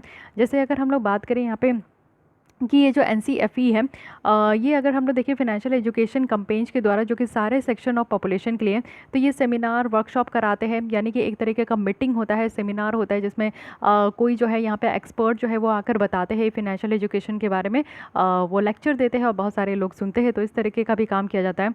अगर हम लोग national centre for financial education की बात करें तो ये सेक्शन 8 कंपनी है, जो कि यहाँ पे रिजर्व बैंक ऑफ इंडिया के द्वारा, चाहे वो सेबी हो, चाहे इडाई हो, या फिर यहाँ पे PFRDA हो, इन सब सबके द्वारा यहाँ पे प्रमोट किया जाता है। आरबीआई जो है फिनेंशियल लिटरेसी के लिए यहाँ पे गाइडलाइन देती है, पब्लिक अवेयरनेस कैंपेन चलाती है। साथ ही आरबीआई यहाँ पे ओईसीडी के साथ मिलकर जो है एक कंसेप्ट पेपर यहाँ पे इशू करते हैं, जिसमें कि फिनेंशियल लिटरेसी वेबसाइट को प्रमोट किया जाता है। साथ ही यहाँ पे क्रेडिट काउंसलिंग जो सेंटर है उसको सेटअप किया जाता है, जिससे कि हम लोग एक अच्छा खासा जो है एडवाइस दे सके लोगों को जो उनका पर्सनल फाइनेंस है उसको लेकर। एनएसई है, नेशनल स्टॉक एक्सचेंज है, बॉम्बे स्टॉक एक्सचेंज है, एमसीएक्स है, ये सब ऐसे यहाँ पे प्रोग्राम है जिसमें कि इन्वेस्टर्स जो अवेयरनेस है वो यहाँ पे निकाल कर लेकर आते हैं कि अगर आपको इन्वेस्ट भी करना है, शेयर भी परचेज करना है, तो उसके लिए भी आपको जो है एक अच्छा खासा नॉलेज होना चाहिए, एक अच्छा खासा अवेयरनेस होना चाहिए। फाइन, तो ये तो रही बात। लेकिन ठीक है, हम लोग इतनी सारी बातें कर लिए, क्यों है, किस लिए है, ये सब कुछ जान गए, लेकिन क्या क्या चैलेंजेस है, यानी कि यहाँ पे जो हम लोग प्रोसेस लेकर आएंगे फिनेंशियल एजुकेशन का, तो इसमें क्या चैलेंजेस है। सबसे पहला चैलेंज है कि लो इनकम लेवल है, लोगों के पास इतना ज़्यादा पैसा है ही नहीं और उनकी अर्निंग इतनी ज़्यादा कम है कि उनका जो 30 दिन का, 1 महीने का जो रोटी कपड़ा मकान का जो नीड है उसी में पैसे ख़त्म हो जाते हैं। तो लोगों के पास अगर हाथ में पैसे बचेंगे तब तो लोग सोचेंगे ना इसको सेव करने का या इन्वेस्ट करने का। तो हमारे इंडिया में आप देखोगे कि मोर देन 60% 70% लोग ऐसे हैं जो कि लो इनकम ग्रुप में आते हैं। तो मेन उनके पास यही होता है कि उनके पास सेविंग है नहीं, तो वो क्या सोचेंगे, वो क्या समझेंगे, है कि नहीं। सेकंड है कि इन्फॉर्मेशन एसिमेट्री है, यानी कि हमारे यहाँ डेटा की कमी है कि कितने लोग ऐसे हैं जो कि मिडिल इनकम में आते हैं या फिर कितने लोग ऐसे हैं जो कि लो इनकम में आते हैं, तो डेटा की कमी है या फिर कभी आपको डेटा मिसमैच देखने को मिलेगा, तो ये एक सेकंड प्रॉब्लम है। थर्ड है कि लो टेक्नोलॉजिकल इंक्लूजन है, यानी कि अगर हम लोग बात करें तो लोग यहाँ पे एटीएम को यूज़ करने में बहुत हेजिटेट करते हैं, मोबाइल बैंकिंग यूज़ नहीं करते, नेट बैंकिंग यूज़ नहीं करते, तो टेक्नोलॉजिकल बैरियर देखने को मिलता है। यानी कि वो इस तरीके का एजुकेशन कैसे ले पाएंगे, फिनेंशियल एजुकेशन तभी ले पाएंगे ना जब वो फिनेंशियली लिटरेट होंगे। आपको फिनेंशियल एजुकेशन लेने से पहले जो है आपको लिटरेट होना होगा, और लिटरेट के साथ साथ मुझे लगता है फिनेंशियल लिटरेट के साथ साथ आपको डिजिटल लिटरेट भी होना होगा, तभी आप लोग फिनेंशियल एजुकेशन को बेटर तरीके से उस पर काम कर पाओगे। टू मच डॉक्यूमेंटेशन है, आपको पता है कि पर्टिकुलर अगर फॉर्मल फिनेंशियल सर्विस की बात करें तो इसमें डॉक्यूमेंटेशन की तो कमी नहीं है, बहुत ज़्यादा डॉक्यूमेंटेशन प्रूफ का भी देना होता है कि आप पर्सन की आइडेंटिटी क्या है, उनकी इनकम क्या है, बर्थ सर्टिफिकेट क्या है। लेकिन गरीब लोगों के पास जो ये सारी डॉक्यूमेंट्स की जो कमी है वो बहुत ज़्यादा देखने को मिलता है। आप बैंक में जाओगे अपने खाता खुलवाने के लिए तो आपका जो है एक आधार कार्ड लेगा, ठीक है, तो आप देखते हो कि गरीब लोग जो है बहुत सारे ऐसे, हालांकि हमारे यहाँ जो है बहुत ज़्यादा 99% से भी ज़्यादा लोग जो है, बताया जाता है एक सर्वे के अकॉर्डिंग मैंने पढ़ा था कि 99% से भी ज़्यादा लोगों के पास आधार है, लेकिन ऐसा बिल्कुल भी नहीं है। आप जब बेसिक लेवल पे, ग्राउंड लेवल पर आकर देखोगे तो आपको पता चले कि बहुत सारे ऐसे लोग हैं अभी हमारे कंट्री में जिनके पास आधार कार्ड भी नहीं है, पैन कार्ड भी नहीं है, ठीक है। तो सोचिए जब आधार कार्ड बेसिक है अगर आपका बैंक अकाउंट ओपन कराने के लिए, तो यहाँ पे अगर गरीब लोगों के पास आधार कार्ड ही नहीं है तो फिर वो बैंक अकाउंट ओपन कैसे कराएंगे। साथ ही एब्सेंस है, यानी कि रिच और कवरेज की बहुत ज़्यादा कमी है। बहुत सारे ऐसे स्कीम्स भी है ना, जैसे कि प्रधानमंत्री जन धन योजना है जिसमें कि फाइनेंशियल इंक्लूजन की बात की जाती है। ज़ीरो बैलेंस में जो है लोगों की यहाँ पे बैंक अकाउंट ओपन कराई गई है, 3 करोड़ से भी ज़्यादा बैंक अकाउंट ओपन कराई गई है। बट फिर भी लोगों को इस स्कीम का, बहुत सारे ऐसे लोग हैं ना जो कि इस स्कीम से अभी भी बाहर है, उनको पता भी नहीं है कि सरकार उनके लिए इतना अच्छा खासा जो है स्कीम चला रहे हैं, तो ये भी एक प्रॉब्लम देखने को मिलता है। So these are the challenges जो कि यहाँ पे फाइनेंशियल एजुकेशन के प्रोसेस में देखने को मिलेगा। वे फॉरवर्ड में बताया जा रहा है कि ये जो 5 साल का यहाँ पे हमारा विजन लाया गया है, तो यहाँ पे सबसे पहले हमें फाइनेंशियल लिटरेसी कंसेप्ट पर ध्यान देना होगा और वेरियस सेक्शन ऑफ पीपल्स को लेकर, यानी कि एक फाइनेंशियल जो एजुकेशन है ना, इसको सबसे पहले स्कूल से ही स्टार्ट करना होगा, बच्चों को ही ये चीज़ समझाना होगा, क्योंकि आपने कभी पढ़ा, कहीं नहीं पढ़ा, फाइनेंशियल एजुकेशन आपने पढ़ा, कहीं नहीं पढ़ा, किसी ने कहीं नहीं पढ़ा होगा। ये हम लोग जो है ना एक्सपीरियंस से सीखते हैं, या फिर अपने बड़ों से सीखते हैं, अपने अगल बगल के लोगों को देखकर सीखते हैं, या फिर अपने खुद के एक्सपीरियंस से सीखते हैं, ठीक है। कभी कहीं भी पढ़ाया नहीं जाता, बट ये इतना ज़्यादा बेसिक हो चुका है कि लोगों को, बच्चों को पढ़ाना चाहिए, तो ये स्कूल से ही स्टार्ट करना चाहिए और लोगों को यहाँ पे जितना अर्ली एज में हो सके उनको यहाँ पे एजुकेट करना ज़्यादा ज़रूरी है। साथ ही जो डिजिटल फाइनेंशियल सर्विस है इनका भी यूजेस को इम्प्रूव करना चाहिए सेफ़ और सिक्योर मैनर में। जो रिस्क है बहुत सारे स्टेजेस ऑफ लाइफ में, उसको भी मैनेज करने की ज़रूरत है। एक प्रॉपर प्लानिंग होनी चाहिए ओल्ड एज के लिए, रिटायरमेंट के लिए। साथ ही डॉक्यूमेंट भी होना चाहिए जिसमें कि 5C जो अप्रोच है वो यहाँ पे अडॉप्ट हो, जैसे कि कंटेंट हो, यानी कि यहाँ पे पहले फाइनेंशियल लिटरेसी के लिए जो है ना एक कंटेंट तैयार करना चाहिए सारे लोगों के लिए। सेकंड है कि कैपेसिटी होना चाहिए, यानी कि एक बहुत सारे इंटरमीडियरीज है तो उनके लिए कैपेसिटी डेवलप करना है। कोड ऑफ कंडक्ट होना चाहिए कि कैसे फाइनेंशियल एजुकेशन जो है लोगों को प्रोवाइड करना है। कम्युनिटी होनी चाहिए, यानी कि यहाँ पे हर एक कम्युनिटी के लोगों को जो है इस तरीके का फाइनेंशियल एजुकेशन प्रोवाइड करना है, ये एक यहाँ पे बेसिक एम हो। फोर्थ है कि कम्युनिकेशन होना चाहिए, टेक्नोलॉजी का इस्तेमाल कीजिए, मास मीडिया चैनल का इस्तेमाल कीजिए, कुछ इनोवेटिव वे ऑफ कम्युनिकेशन का इस्तेमाल कीजिए चाहिए जिससे कि फाइनेंशियल एजुकेशन की जो मैसेज है ना वो हर एक लोगों तक पहुँचे। साथ ही कोलैबोरेशन होना चाहिए। इस तरीके का जो हम लोग बात कर रहे हैं फाइनेंशियल एजुकेशन, ये कोई पर्टिकुलर इंस्टीट्यूशन, पर्टिकुलर स्कूल या पर्टिकुलर कोई भी ऑर्गेनाइजेशन के द्वारा ये काम नहीं किया जा सकता। इसमें ज़रूरत है कि सारे डिफरेंट डिफरेंट जो स्टेक होल्डर्स है वो एक साथ आए और यहाँ पे इस तरीके का जो है स्कूल करिकुलम में बहुत सारे प्रोफेशनल और वोकेशनल कोर्सेज़ के द्वारा जो है यहाँ पे फाइनेंशियल एजुकेशंस को बढ़ावा दे। तो ये 5 C's की बात की जा रही है। तो 5 C's के द्वारा जो है हम लोग यहाँ पे बेटर तरीके से फाइनेंशियल एजुकेशन पे फोकस कर सकते हैं, लोगों को बता सकते हैं, समझा सकते हैं और इसके ऊपर जो है एक प्रकाश भी डाल सकते हैं। ठीक है, तो ये पूरी आर्टिकल रही यहाँ पे स्ट्रैटेजी जो कि हमारा फाइनेंशियल एजुकेशन के ऊपर था। तो आई होप कि आपको ये समझ में आया। फिर भी कोई डाउट, क्वेरी, सजेशंस है तो यू कैन कमेंट मी। आते हैं नेक्स्ट आर्टिकल में जो कि है रूल्स ऑफ ओरिजिन। तो न्यूज़ में क्यों है पहले ये समझिए। डिपार्टमेंट ऑफ रेवेन्यू के द्वारा रिसेंटली ये नोटिफाई किया गया है custom administration of rules of origin under trade agreement rules 2020 है, जो कि ये सितंबर 21 ऑफ 2020 से ये आ चुका है। तो रूल ऑफ ओरिजिन होता क्या है पहले ये समझिए। यानी कि ये एक क्राइटेरिया है जिसमें ये प्रिस्क्राइब किया जाएगा कि यानी कि यहाँ पे ये पता चलेगा कि कौन से नेशनल ओरिजिन का कोई भी प्रोडक्ट है। जैसे कि हमारे कंट्री में बहुत सारे प्रोडक्ट आते हैं, तो सेम मान लीजिए कि मस्टर्ड ऑयल अगर हमारे यहाँ पे आ रहा है तो ये पता चलेगा कि किस कंट्री से आ रहा है। क्या वो हमारे इंडिया का मतलब कि क्या वो यहाँ पे चाइना से आ रहा है या फिर यूएस से आ रहा है या फिर जापान से आ रहा है। तो इसको कहते हैं रूल ऑफ ओरिजिन। यानी कि हमें ओरिजिन पता चल पाएगा कि एक्चुअली वो प्रोडक्ट और जो हम लोग इंपोर्ट करा रहे हैं हमारे कंट्री में वो आया कहाँ से है। तो इसको कहते हैं रूल ऑफ ओरिजिन। मेनली आप देखोगे कि इसको यूज़ क्यों किया जाता है। तो यहाँ पे कुछ मेजर्स और जो यहाँ पे इंस्ट्रूमेंट ऑफ कमर्शियल पॉलिसी है, जैसे कि एंटी डंपिंग ड्यूटीज़ लगाने के लिए, सेफगार्ड मेजर्स लगाने के लिए। तो ये होते क्या है पहले ये समझिए। यानी कि मान लीजिए कि चाइना वाले क्या करते हैं कि बहुत बार आप देखोगे कि कुछ इलेक्ट्रॉनिक गैजेट हो गया या फिर फ़ोन आप देखते हो कितने सस्ते दाम में वो हमारे कंट्री में देते हैं, या फिर बहुत सारे ऐसे सामान भी है, इलेक्ट्रॉनिक चीज़ें भी आपको देखने को मिलेगा जो हमारे कंट्री में बहुत ज़्यादा रेट डाउन करके वो देते हैं। यानी कि उससे क्या होगा ना कि हमारे डोमेस्टिक मार्केट जो है वो हर्ट हो जाएगी। हमारे डोमेस्टिक मार्केट में मान लीजिए कि नोकिया की फ़ोन है, जस्ट फॉर एग्जाम्पल कि नोकिया की फ़ोन अगर 6,000 में मिल रहा है तो उसी को अगर चाइना आप देखोगे ना तो वो 4,000 या 3,000 तक में भी हमारे यहाँ डंप कर देते हैं। तो इससे क्या होता है कि लोगों की जो अटेंशन है वो ऑब्वियस है कि जो चीपेस्ट होगा उसी के पीछे भागेंगे। तो चाइनीज़ मोबाइल जो आज के डेट में इतना चल रहा है, Xiaomi या फिर आपका ओप्पो, ये सब जो है पोको है, तो ये सब क्यों चलता है? क्योंकि वो बहुत ज़्यादा कम रेट में जो है सारे फीचर्स भी वो प्रोवाइड कर देते हैं। लेकिन हमारे यहाँ जो है उतने कम रेट में आपको सारे फीचर्स नहीं मिलेंगे, कुछ और पैसे आपको देने पड़ेंगे। तो इसमें क्या होता है ना कि इस तरीके का जो वो अपने कंट्री का कचरा हमारे यहाँ डंप करते हैं, और इतना ज़्यादा वो कचरा इन द सेंस कि वेस्ट नहीं, कहने का मतलब है कि इतना कम दाम में वो सारे प्रोडक्ट को हमारे यहाँ डंप करते। तो उसको हम लोग रोकने के लिए, हमारे जो डोमेस्टिक मार्केट है वो कहीं ना कहीं हर्ट ना हो, उसको रोकने के लिए हम लोग एक ड्यूटी लगाते हैं जिसको एंटी डंपिंग ड्यूटी कहते हैं। तो एंटी डंपिंग ड्यूटी भी हम लोग तभी उस प्रोडक्ट में लगा सकते हैं ना जब हमें पता हो कि अच्छा ये प्रोडक्ट एक्चुअली चाइना से आ रहा है, या फिर ये प्रोडक्ट यूएस से आ रहा है, या ये प्रोडक्ट जापान से आ रहा है। कहाँ से आ रहा है ये हमें पता होगा तो बेटर होगा, सहूलियत होगा। सेफगार्ड मेजर्स है, तो सेफगार्ड मेजर्स भी इसी तरीके का होता है कि हम लोग यहाँ पे सेफगार्ड मेजर्स लगाते हैं, यानी कि अपने कंट्री में जो है अपने प्रोडक्ट को सेव करने के लिए इस तरीके का एक मेजर्स लेकर चलते हैं। तो ये दोनों लगाने के लिए हमें पहले पता होना चाहिए, तो इसमें काफ़ी यूज़ होता है।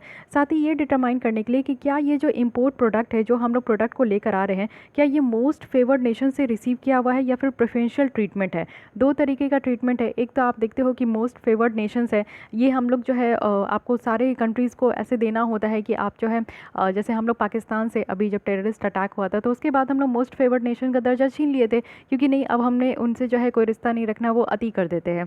तो जो भी मोस्ट फेवर्ड नेशन से है तो वहाँ से भी पता चलने में आसानी हो पाएगा।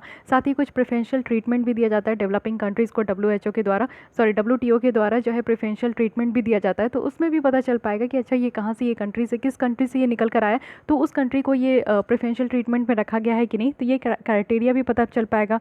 साथ ही जो ट्रेड स्टैटिस्टिक्स है उसके पर्पज़ के लिए भी यूज़ हो पाएगा। और साथ ही साथ जो मार्किंग और जो लेबलिंग रिक्वायरमेंट है इस एप्लीकेशन का, ये भी ये देख पाएंगे। और जो गवर्नमेंट प्रोक्योरमेंट है इसमें भी आपका हल हो पाएगा कि जो गवर्नमेंट प्रोक्योर करती है तो उनको भी देखने में ये सही सहूलियत हो पाएगा कि किस कंट्री से ये निकल कर आया है, ये प्रोडक्ट किस कंट्री का है, तो ये भी जानना ज़रूरी होता है। तो इन सारी चीज़ों में जो है यहाँ पे ज़रूरत होगा। लेकिन इससे पहले जो यहाँ पे आपका बात किया गया है यानी कि सर्टिफिकेट ऑफ ओरिजिन, तो इसके बारे में भी समझिए। Don't be confuse with rules of origin. तो सर्टिफिकेट ऑफ ओरिजिन है जिसको प्यार से सीओ कहते हैं। ये एक इंपॉर्टेंट इंटरनेशनल ट्रेड डॉक्यूमेंट है, यानी कि इंटरनेशनल ट्रेड डॉक्यूमेंट है, जिसमें कि यहाँ पे एकदम सर्टिफाई किया जाता है कि जो भी ये पर्टिकुलर एक्सपोर्ट शिपमेंट में जो भी गुड है ना, ये पूरी तरीके से ऑब्टेन्ड, प्रोड्यूस्ड और मैन्युफैक्चर्ड और प्रोसेस जो है किसी पर्टिकुलर कंट्री में किया जाता है। मान लीजिए कि कोई भी प्रोडक्ट हमारे कंट्री में आ रहा है, तो ये हमें पूरा इससे सर्टिफिकेट ऑफ ओरिजिन कहने का मतलब है कि इसमें एक सर्टिफिकेट मिल गया, यानी कि इस सर्टिफिकेट में आपका लिखा गया है कि ये जो ओनियन आ रहा है, ये ओनियन एकदम बाकायदा जो है ये बनाया गया है, प्रोड्यूस किया गया है, मैन्युफैक्चर किया गया है, प्रोसेस किया गया है, कहाँ? तो यूएस में। तो इस सर्टिफिकेट को देखते हुए जो है हम लोग यहाँ पे ओनियन के इंपोर्ट को जो है पूरी तरीके से हाँ कर देते हैं। वैसे जैसे हमारे यहाँ से राइस एक्सपोर्ट होता है, तो एक सर्टिफिकेट ऑफ ओरिजिन के साथ वो जाता है कि हमारे यहाँ ही जो है हमारे पानी, हमारे मिट्टी, हमारे पूरे मेहनत से जो है ये बनाया गया, प्रोसेस्ड किया गया और मैन्युफैक्चर किया गया, ये हमारा जो है राइस है, ठीक है। तो इस तरीके से ये सर्टिफिकेट ऑफ ओरिजिन है।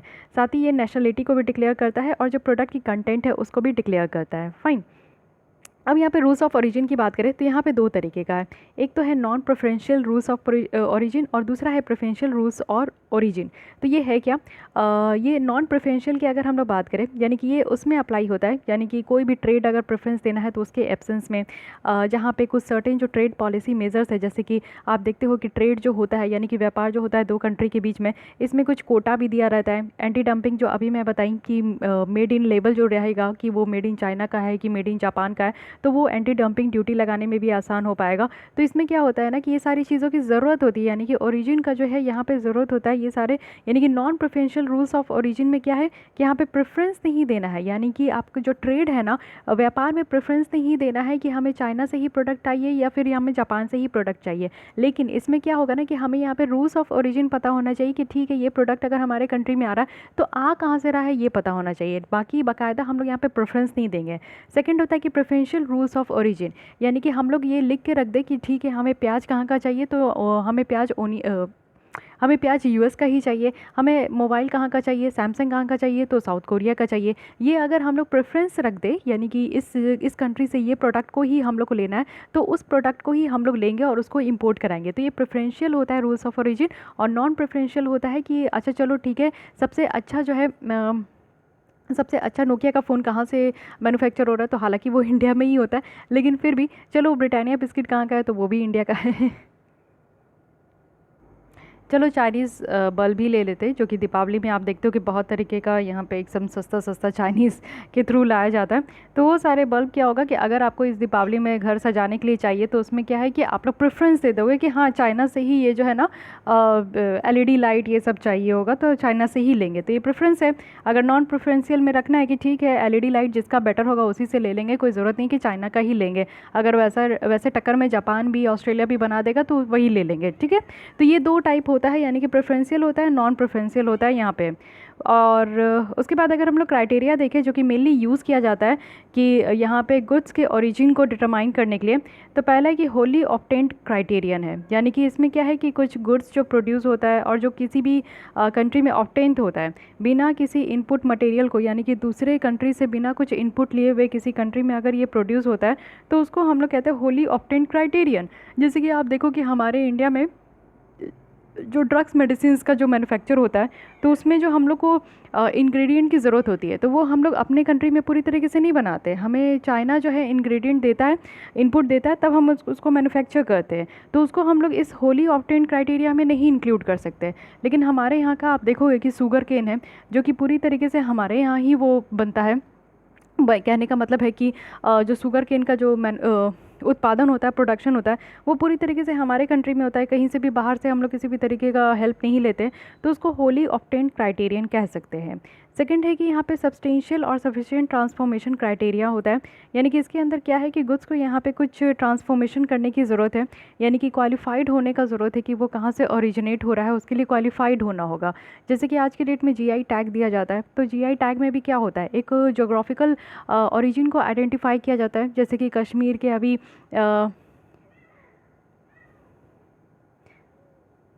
केसर को जीआई टैग दिया गया है, तो इसका मतलब है कि वो कश्मीर का ओरिजिन दिखाता है कि एक जोग्राफिकल रीजन से ही वो कश्मीर निकल कर आया है। तो इसका मतलब क्या होता है कि एक क्वालिफाइड है, यानी कि कहाँ से ओरिजिन होकर आ रहा है, ये क्वालिफाइड होना भी यहाँ पे ज़रूरत है। तो अब यहाँ पे समझते हैं कि ये जो रूल्स ऑफ ओरिजिन है इसका सिग्निफिकेंस क्या है।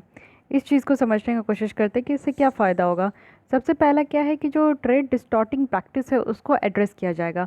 यानी कि बहुत सारे ऐसे भी कुछ कंट्रीज़ के द्वारा प्रैक्टिस लिया जाता है जिससे कि क्या होता है कि जो व्यापार है ना उसको बर्बाद करने का कोशिश किया जाता है, उसको जो है कहीं ना कहीं आपका डिस्ट्रॉय करने का कोशिश किया जाता है। तो जो यहाँ पर डिटर्मिनेशन है कि प्रोडक्ट कहाँ से ओरिजिन हो रहा है, ये काफ़ी ज़्यादा एसेंशियल होगा, जिसमें कि कुछ ट्रेड पॉलिसी मेजर्स है वो यहाँ पे इम्प्लीमेंट हो पाएगा कंट्रीज़ में। जैसे कि जो अनफेयर ट्रेड है, गलत तरीके से जो व्यापार किया जाता है उसको कहीं ना कहीं करेक्ट किया जाएगा। कैसे करेक्ट किया जाता है, तो यहाँ पे एंटी डंपिंग जो मेजर्स है उसको लगाकर, काउंटर वेलिंग ड्यूटीज़ लगाकर। काउंटर वेलिंग ड्यूटीज़ तब लगाया जाता है जब किसी कंट्री के प्रोडक्ट में उस कंट्री के सरकार जो है उस पर सब्सिडीज़ बहुत ज़्यादा दे देते, तब यहाँ पे हमारे द्वारा जो है या फिर दूसरे कंट्रीज़ के द्वारा ये काउंटर वेलिंग ड्यूटीज़ लगाया जाता है। तो ये तीनों अलग अलग है। तो बस ये काम इसलिए किया जाता है, चाहे वो एंटी डंपिंग ड्यूटी हो, चाहे काउंटर वेलिंग हो, चाहे आपका सेफ गार्ड मेजर्स हो। तो ये तीनों ड्यूटी तभी लगाया जाता है जब किसी डोमेस्टिक मार्केट को सेव करना हो, ठीक है।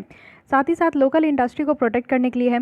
तो यहाँ पे ट्रेड जो डिस्टॉर्टिंग प्रैक्टिस होता है उससे क्या होता है कि किसी भी कंट्री की जो डोमेस्टिक मार्केट होती है वो कहीं ना कहीं डिस्टॉर्ट हो जाती है। क्योंकि अगर मार्केट में बाहर की चीज़ों की फ्लड हो जाएगी, जैसे इंडिया में आप देखोगे कि चाइनीज़ फ़ोन का जो है बहुत ज़्यादा फ्लड देखने को मिलता है। यानी कि पूरी तरीके से चाइनीज़ फ़ोन ही के मार्केट होता है, क्योंकि बहुत ही कम दाम में वो बहुत अच्छा अच्छा फीचर्स दे देते हैं, इसलिए लोग उसी के प्रति जो है वो उसी को लेने के लिए वो प्रेफर होते हैं। तो इसलिए ये सारा काम करने में बेटर होगा। साथ ही जो इफेक्टिवनेस है कि ट्रेड एग्रीमेंट जो किया जाएगा उसको इंश्योर कर सकते हैं। साथ ही कस्टम प्रोसीजर में ट्रांसपेरेंसी होगी, यानी कि जो रूल ऑफ ओरिजिन है इससे क्या हो पाएगा, एक बहुत अच्छा खासा क्लियर हो पाएगा इंडिया में बिजनेस का, और साथ ही अब्रॉड में भी कि हम लोग एग्जैक्ट प्रोसीजर समझ पाएंगे। यानी कि कोई भी तरीके का अगर सामान कहाँ से ओरिजिन हो रहा है, कहाँ से पहुँच रहा है, तो ये जो क्लियरेंस होता है ना, कस्टम क्लियरेंस देने के लिए, जैसे आप लोग देखते हो कि बहुत सारे ऐसे चाइना के ऐप थे, क्लब फैक्ट्री था, साथ ही एक दो और था, शीन वगैरह था, जिससे कि आप लोग में भी ये किए होंगे, कभी ऑर्डर प्लेस किए होंगे, कभी कुछ परचेज़ किए होंगे। तो वो क्या होता है कि कस्टम क्लियरेंस होता है, जब हमारे कंट्री में आता है तो उसको क्लियर करना होता है। तो बहुत सारे ऐसे प्रोडक्ट हैं जिसको कस्टम क्लियरेंस नहीं मिल पाता है। तो इसमें क्या होगा ना कि जब रूल्स ऑफ ओरिजिन पता होगा कि कहाँ से ये प्रोडक्ट निकल कर आ रहा है, तो उसमें क्या है कि एक बेटर तरीके से कस्टम क्लियरेंस भी वहाँ पर क्लियर हो सकता है। साथ ही अगर हम लोग देखें तो इन्वायरमेंट और सैनिटरी मेजर्स को भी यहाँ पर इम्प्लीमेंट करने में हेल्प होगा। क्योंकि आप देखो कि कोई भी कंटामिनेटेड फूड स्टफ़ या कोई ऐसे प्लांट जिसको इम्पोर्ट किया जाएगा, तो उसको हम लोग रोक सकते हैं। अगर ऐसा पता होगा कि कुछ ऐसे फूड स्टफ़ या प्लांट है जो हमारे कंट्री में या किसी और कंट्री में अगर वो जाता है तो उस कंट्री को दूषित करेगा, उसके इन्वायरमेंट को ख़राब करेगा, तो उसको इम्प्लीमेंट कर सकते हैं, उसको रोकने का। साथ ही बाई नेशनल जो पॉलिसी है उसको एडमिनिस्टर कर सकते हैं। यानी कि आप देखो कि यहाँ पे एक बैलेंस ऑफ पेमेंट को एडजस्ट करने का, यानी कि स्पेसिफिक कंट्रीज़ के बीच में, जैसे आप देखो कि इंडिया और यूएस के बीच में जो बैलेंस ऑफ पेमेंट है कि हमारा जो एक्सपोर्ट इम्पोर्ट है उसको हम लोग रूल्स ऑफ ओरिजिन के हिसाब से हम लोग यहाँ पे बैलेंस भी कर सकते हैं कि कुछ प्रोडक्ट जो है वो यूएस में ही ओरिजिन होता है तो उसको हम लोग इंडिया में इंपोर्ट कराएंगे, और कुछ प्रोडक्ट इंडिया में ही ये ओरिजिन होता है तो उसको यूएस में एक्सपोर्ट करा पाएंगे। तो इससे जो हमारा एक्सपोर्ट एंड इंपोर्ट का जो यहाँ पे बैलेंस है वो बेटर तरीके से हो पाएगा। साथ ही नेशनल सिक्योरिटी और जो पॉलिटिकल पॉलिसी है उसको भी यहाँ पे इंश्योर करने में हेल्प मिल पाएगा। यानी कि यहाँ पे जो व्यापार होता है उसको हम लोग कंट्रोल कर पाएंगे किसी भी स्ट्रैटेजिक वेपन्स में या फिर स्पेसिफिक प्रोडक्ट में, तो उसको सैंक्शन लगाने में भी जो है यहाँ पे आसानी होगा, और यहाँ पे हम लोग ट्रेड भी उसको जो है कंट्रोल कर पाएंगे। So these are all the measures जो कि काफ़ी सिग्निफिकेंस होगा रूल ऑफ ओरिजिन का। लेकिन यहाँ पे एक कानून के बारे में बात किया जा रहा है जो अभी नया रूल्स लाया गया है 2020 का, जिसको custom administration of rules of origin under trade agreement कह रहे हैं। तो इसके बारे में समझते हैं। ये जो रूल है ये एप्लीकेबल होगा सारे गुड्स में जो कि हम लोग इंपोर्ट करेंगे इंडिया में, और जहाँ पे इंपोर्टर ये क्लेम करेंगे कि प्रेफरेंशियल रेट ऑफ ड्यूटी हो। यानी कि आप लोग देखो कि एक ट्रेड एग्रीमेंट होता है जिसमें कि जो प्रेफरेंशियल कंट्रीज़ होते हैं ना उनको हम लोग कुछ छूट देते हैं, तो उस तरीके का भी यहाँ पे वो क्लेम कर सकते हैं। साथ ही अगर हम लोग इस रूल की बात करें तो इसका एम बस यही है, क्यों ये रूल लाया गया, इसका एम बस यही है कि एक सर्टिफिकेशन प्रोसीजर लेकर चलना है। यानी कि रूल ऑफ ओरिजिन को जो इम्प्लीमेंट करना है उसके लिए यहाँ पे एक सर्टिफिकेशन प्रोसीजर के लिए हम लोग इस तरीके के रूल्स को लेकर आए। लेकिन इस रूल्स में क्या क्या रखा गया है, इस रूल्स में सबसे पहले यही रखा गया है कि यहाँ पे प्रेफरेंशियल जो रेट ऑफ ड्यूटी है यानी कि ट्रेड एग्रीमेंट के अंदर उसको क्लेम किया जा सकता है। यानी कि importer at the time of filling bill, जो कि बिल ऑफ एंट्री है, जब हमारे कंट्री में कोई प्रोडक्ट इंटर होता है तो उस समय जो यहाँ पे बिल ऑफ एंट्री जब यहाँ पे फिल किया जाता है तो उस समय यहाँ पे क्या है कि प्रेफरेंशियल रेट वो यहाँ पे ड्यूटी का फिल कर सकते हैं कि प्रेफरेंशियल रेट क्या होगा। साथ ही साथ यहाँ पे आप देखो कि क्लेम कर सकते हैं प्रेफरेंशियल रेट ऑफ ड्यूटी ये डिनाई भी किया जा सकता है, हमारे द्वारा डिनाई किया जा सकता है। जब कोई कंट्री की प्रोडक्ट हमारे कंट्री में इंपोर्ट होती है तो हमारे कंट्री के द्वारा ये डिनाई भी किया जा सकता है कि नहीं, हम लोग इनको प्रेफरेंशियल ड्यूटी नहीं देंगे, हम लोग इनको थोड़ा बहुत भी छूट नहीं देंगे। तो ये दोनों इसमें की प्रोविज़न रखा गया है। साथ ही अगर हम लोग और भी देख लें तो कोई भी ऑफिसर जो है जब यहाँ पे कोर्स ऑफ कस्टम जब क्लियरेंस होता है तो वहाँ पे क्या है कि वेरिफिकेशन के लिए भी रिक्वेस्ट कर सकते हैं। वो भी किससे, तो वेरिफिकेशन अथॉरिटी से, जहाँ पे उनको डाउट होगा। अगर उनको लगता है कि कोई सर्टिफिकेट अगर दिया जा रहा है, यानी कि सर्टिफिकेट ऑफ ओरिजिन अगर दिया जा रहा है, तो उनके सर्टिफिकेट ऑफ ओरिजिन में कहीं ना कहीं अगर डाउट होगा तो कस्टम क्लियरेंस में क्या होता है कि वहाँ पर उस समय जो है वो यहाँ पर वेरिफिकेशन के लिए भी रिक्वेस्ट कर सकते हैं। तो ये भी रूल्स में एक प्रोविज़न रखा गया है। अब यहाँ पे देखते हैं कि कुछ कंसर्न है जो कि रूल्स ऑफ ओरिजिन से रिलेटेड है। तो क्या कंसर्न है, सबसे पहला कि इंटरनेशनल ट्रेड जो फ्लो है उसमें इफेक्ट हो सकता है। ये रूल्स ऑफ ओरिजिन और जो इससे रिलेटेड प्रोसीजर्स है ना, वो हम लोग यहाँ पे इस्तेमाल कर सकते हैं प्रोटेक्शनिस्ट टेंडेंसीज़ के लिए। जैसे कि आप देखो कि मान लो कि हम लोग यूएस को फेवर करते हैं या फिर यूएस इंडिया को फेवर करता है, तो इससे क्या होगा कि मान लो कि हम लोग इंडिया जो है यूएस को फेवर करते हैं, ठीक है।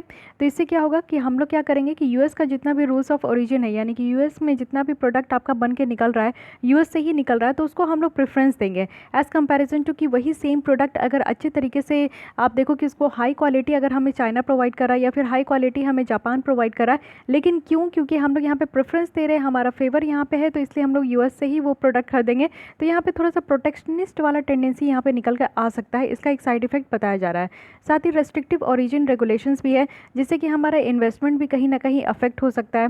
साथ ही इससे क्या होगा कि एडमिनिस्ट्रेटिव बर्डन भी इंक्रीज़ हो पाएगी, क्योंकि इतने सारे स्ट्रिक्ट रेगुलेशंस है ना, तो इससे काफ़ी डिफिकल्ट हो पाएगा कि हम लोग जेन्युइन इंपोर्टर को यहाँ पे देख सके, डिटरमाइन कर सके और जो ट्रेड एग्रीमेंट है उसको उसका बेनिफिट ले सके। साथ ही हाई कॉस्ट ऑफ ट्रेड है, कहीं ना कहीं इससे ट्रेड जो है वो बढ़ ही जाएगा। ये चीज़ आपका कुछ स्टडीज़ में बताया गया कि जो ओरिजिन सर्टिफिकेट कॉस्ट है ना, ये 5% है, यानी जो गुड्स का वैल्यू है, मान लीजिए कि कोई ब्राउन ब्रेड आप खरीद रहे हो तो ये 25 रुपये का है, तो इसमें आप जो है प्लस 5% एक्स्ट्रा ले लो, यानी कि रूल्स ऑफ ओरिजिन अगर आपको ये बताना है तो इसमें क्या होगा कि ये ब्राउन ब्रेड का जो प्राइस है वो यहाँ पे बढ़ जाएगा। तो अगेन प्रॉब्लम है। लैक ऑफ यूनिफॉर्मिटी है। WTO का अगर हम लोग general agreement on tariff and trade के अकॉर्डिंग अगर देखें, जो कि यहाँ पे गैट है, इसमें कोई भी इस तरीके का स्पेसिफिक रूल्स नहीं है जिसमें कि ये कंट्री को ये डिटरमाइन करना है कि गुड्स का ओरिजिन कहाँ से है। तो ये चीज़ तो यहाँ पे आपका डिटरमाइन नहीं किया गया है, तो ये भी आपका यूनिफॉर्मिटी की कमी होगा, क्योंकि WTO में अगर इस तरीके का रूल्स होता तो ऑल ओवर द वर्ल्ड में इस रूल्स को फॉलो किया जाता, बट यहाँ पे इस तरीके का रूल्स पूरे ऑल ओवर द वर्ल्ड में फॉलो नहीं किया जाता। तो कुछ सर्टेन कंट्रीज़ इसको फॉलो करेंगे, कुछ सर्टेन कंट्रीज़ नहीं फॉलो करेंगे। तो जो कंट्री इसको फॉलो करेंगे तो वहाँ पे आपको प्राइस, जो प्रोडक्ट का प्राइस है वो कहीं ज़्यादा अप देखने को मिलेगा, कहीं ज़्यादा डाउन देखने को मिलेगा। तो ये एक तरीके का लैक ऑफ यूनिफॉर्मिटी भी यहाँ पे एक कंसर्न निकल कर आ रहा है, ठीक है। तो ये पूरी तरीके से एक आर्टिकल हम लोग डिस्कस किए कि रूल्स ऑफ ओरिजिन क्या है, इसका क्या बेनिफिट है, इसमें क्या चैलेंजेस है, इसमें क्या कंसर्न है, और रूल्स जो लेकर आया गया है वो क्यों लेकर आया गया है, और उसमें क्या क्या यहाँ पे की पॉइंट्स है। कंक्लूजन में यही बताया जा रहा है कि जो रूल्स ऑफ ओरिजिन है यहाँ पे प्रेफरेंशियल एग्रीमेंट को ये अनेबल करेगा, जो कि सही तरीके से हम लोग इसको इम्प्लीमेंट कर पाएंगे। क्लियरली यहाँ पे डिफाइंड है टर्म्स एंड प्रोसीजर, जो कि यहाँ पे जब लगेगा कि चेंज करना चाहिए तो चेंज भी हो सकता है। और साथ ही यहाँ पे कोई भी रेस्ट्रिक्टिव यहाँ पे क्रिएट नहीं किया जाएगा कि रेस्ट्रिक्टिव या डिस्टॉर्टिव या फिर डिसरप्टिव इफेक्ट हो, इस तरीके का इंटरनेशनल ट्रेड में इसका इम्पैक्ट नहीं देखने को मिलेगा। इस तरीके के इंश्योर करना है। साथ ही यहाँ पे जो रूल्स को एडमिनिस्टर करना है वो कंसिस्टेंट, यूनिफॉर्म, इम्पार्शियल और रिजनेबल मैनर में करना है। साथ ही यहाँ पे सही तरीके से जो है जो कॉन्फिडेंशियल इन्फॉर्मेशन है इस रूल्स ऑफ ओरिजिन में, तो उसको भी यहाँ पे नॉन डिस्क्लोजर होना चाहिए। कहीं पे भी आपको पब्लिकली डिस्क्लोज नहीं करना है सारे इन्फॉर्मेशन को, और बिना किसी स्पेसिफिक परमिशन के, यानी कि जिसका भी ये प्रोडक्ट है, जहाँ जिस कंट्री का भी प्रोडक्ट है, तो उससे बिना परमिशन लिए हुए जो है यहाँ पे जो भी आपका ऑथेंटिक डेटा है या फिर इन्फॉर्मेशन है उसको डिस्क्लोज नहीं करना है। तो ये सारी कुछ यहाँ पे इंश्योर करना होगा, तभी यहाँ पे ये जो रूल्स ऑफ ओरिजिन है ये फंडा यहाँ पे आपका पॉपुलर हो पाएगा, फेमस हो पाएगा, और साथ ही साथ ये सक्सेस भी हो पाएगा। फाइन, तो ये रही पूरे रूल्स ऑफ ओरिजिन के बारे में। आई होप कि आपको ये लेसन समझ में आया हो, आर्टिकल समझ में आओ। अगेन फिर भी कोई डाउट कोई सजेशन है तो आप कमेंट कर सकते हैं। तो आज के लिए बस इतने ही रखते हैं। कल हम लोग स्टार्ट करेंगे transparent taxation honouring the honest platform, which is again very important article है, ठीक है। काफ़ी ज़्यादा चेंजेस आपको देखने को मिलेगा टैक्सेशन में, और क्या क्या चेंजेस लाया गया है उसको हम लोग डिटेल में यहाँ पे डिस्कस करेंगे। तो आज के लिए बस इतना ही रखते हैं। अगर आपको ये लेसन अच्छी लगती है तो प्लीज़ मुझे मोटिवेट करने के लिए आप लोग लाइक कीजिए, अपने दोस्तों के साथ भी ज़रूर शेयर किया कीजिए। फिर भी कोई डाउट कोई सजेशन है तो आप फ्री हो के आप कमेंट करो, एंड मेक श्योर कि आपने इस चैनल को सब्सक्राइब कर लिया है। Thank you.